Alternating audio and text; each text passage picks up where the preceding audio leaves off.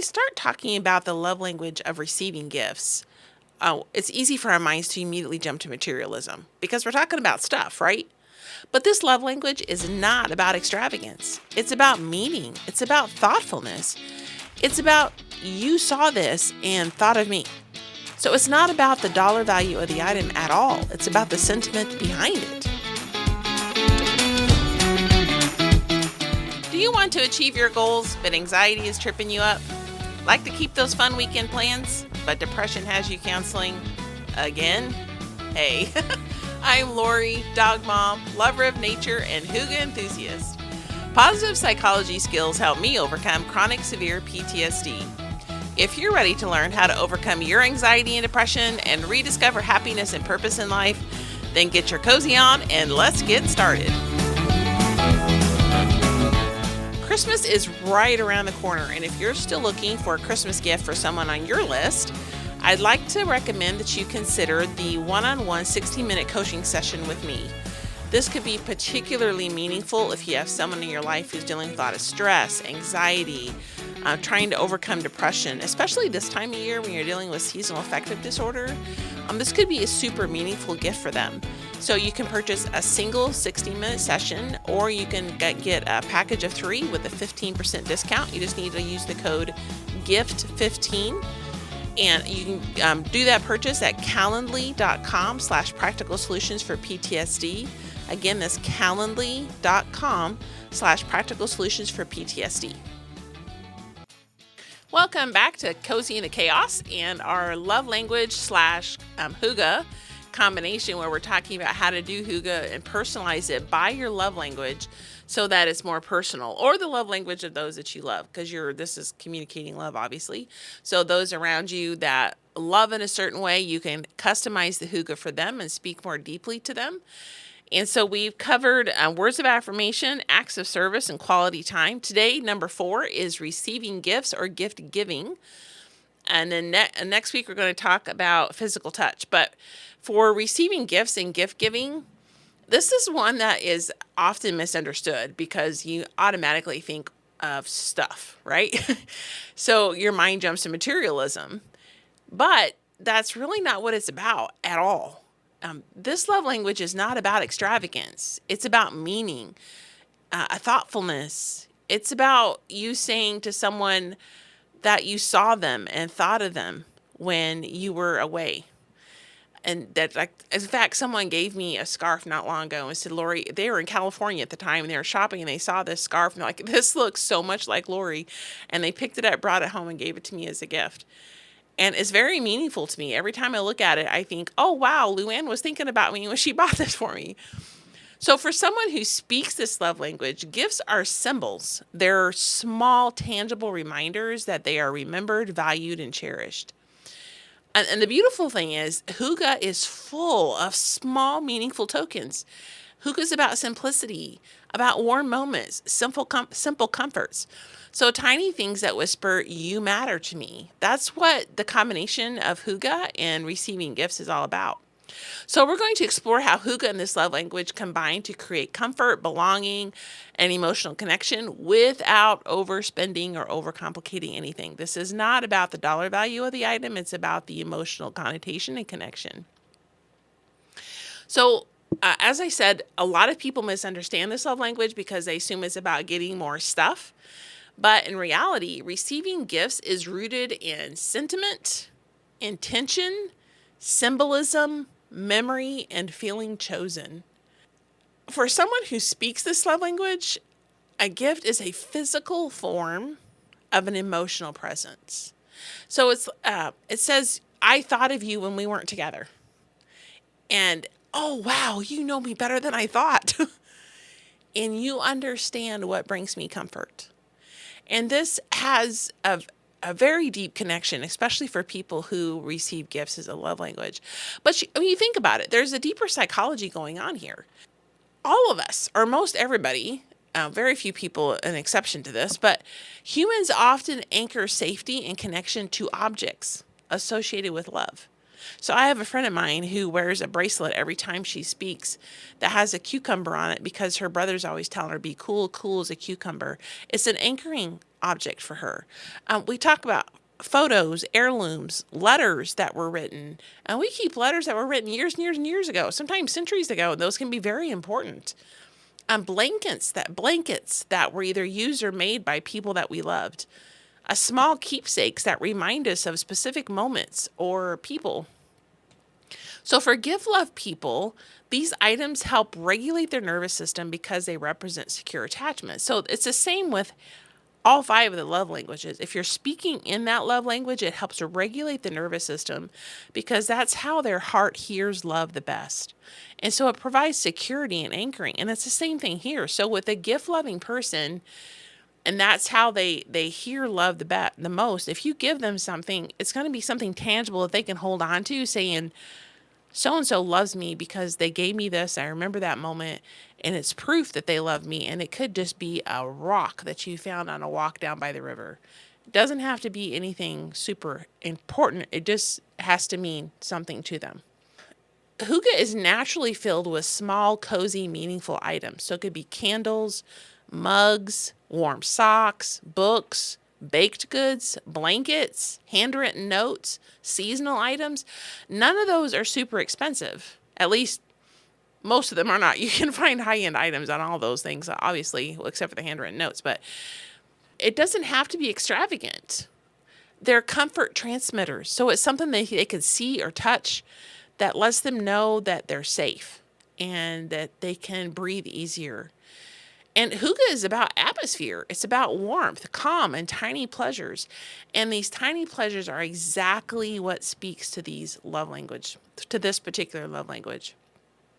So I'm going to give you 4 different categories of gifts that you can get with that are very meaningful.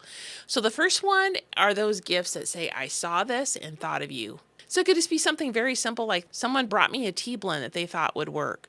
And tea blends is one of them. If they really like this particular tea blend, you see it, you pick it up for them. Same thing for coffee.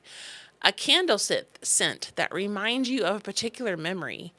It could be a smooth stone from a walk. You took this walk and it was really meaningful, and you picked up a stone along the way to remember that walk by. A flower that you found that was particularly beautiful or made you think of someone. A bookmark. It could be a verse or affirmation card that just really resonates with that individual. It doesn't have to cost much. It just has to carry meaning. The second one is consumable comfort gifts. And this is particularly nice if someone really doesn't want more stuff, because it can still bring comfort to them without bringing more clutter. So this could be handmade bread, cookies, soup jars, herbal teas, cocoa mixes, applesauce. I had someone give me this huge box of apples, so I've been making applesauce for people.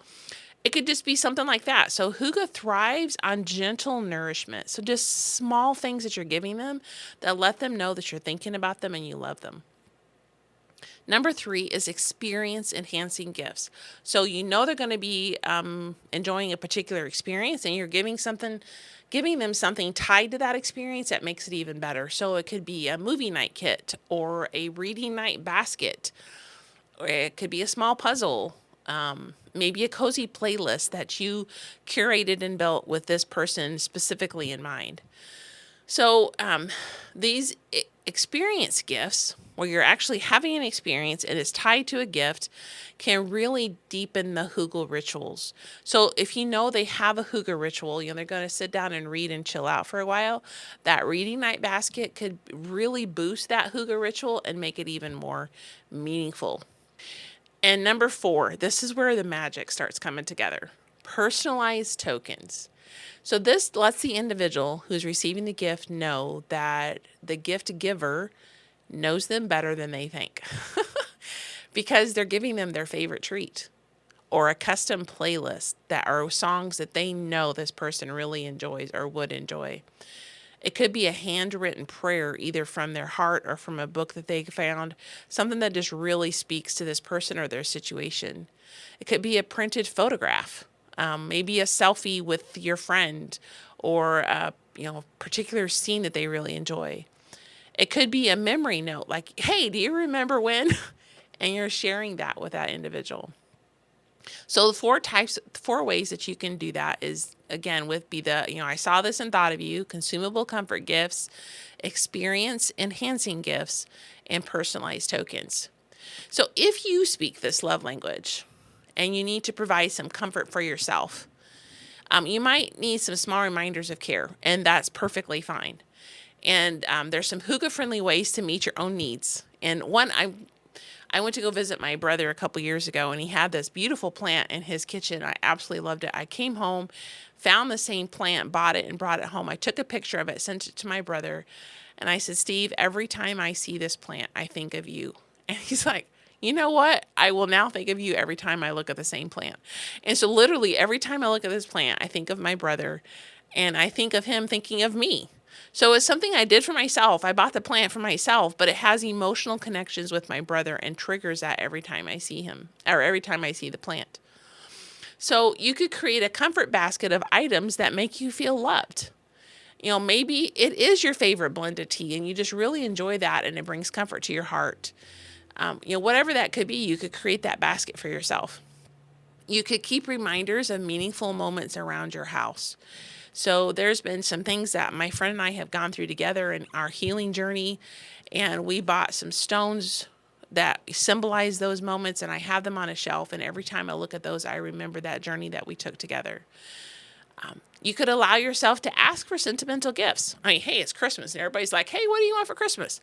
Maybe you want to ask them for one of the sentimental gifts that we've already listed. It could be, write me a note, or just make me something handmade, or I would love a bowl of your soup, or whatever it is.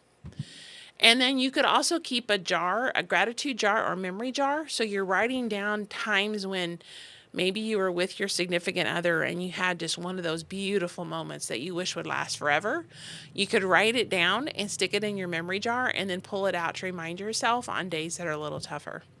So these small anchors can help calm anxiety and build emotional grounding and resilience. So if your partner or your friend or someone close to you speaks this love language, here's some ways to show love thoughtfully and gently. So give frequent small tokens, not just rare expensive ones. In fact, for someone who their love language is receiving gifts, the big expensive occasional ones really don't mean a whole lot in case they have the small tokens in between. Attach notes to items, which is the meaning of the gift. So like, I bought you this pot holder because it makes me think of every time you bake cookies and how wonderful those cookies are and what a great job you do. And so I just wanted to buy you this pot holder to go with it. Notice what comforts them and support that. Save tiny things from dates or trips. So you went on a movie date, or you went to, wherever, boating, whatever excursion, or you went to go see Christmas lights and you had to buy a ticket. Keep the entry ticket and use it for a bookmark or turn it into something that would be meaningful. Use their favorite colors, their scents, or their favorite textures to be able to purchase gifts for them or do something that's helpful for them. So to wrap this up, receiving gifts teaches us this truth. Love can be held, remembered, and revisited. And I just love that because it's something you don't always feel loved, but you can go back and pick it up and remind yourself, I am loved. And this is a representative of that. Hygge teaches us this. Comfort lives in small things, repeated often. So you light a candle over and over and over and over and over. It's a small thing. It's just a candle, but it's repeated often. When combined, they create cozy, sentimental, heartfelt experiences that support emotional safety and belonging. So that wraps it up for this episode. Try to find something, a small thing that has sentimental value, and just enjoy it this week. Give it to someone that you love as we prepare for Christmas. Maybe you can include that in their stocking or some of the gifts under the tree. And next time, we're going to come back and talk about physical touch, the other very misunderstood love language. And I hope you have a fantastic weekend. Quick reminder to purchase your gift of love and understanding for someone in your life who's dealing with stress, anxiety, or depression. Go to calendly.com/practical solutions for PTSD.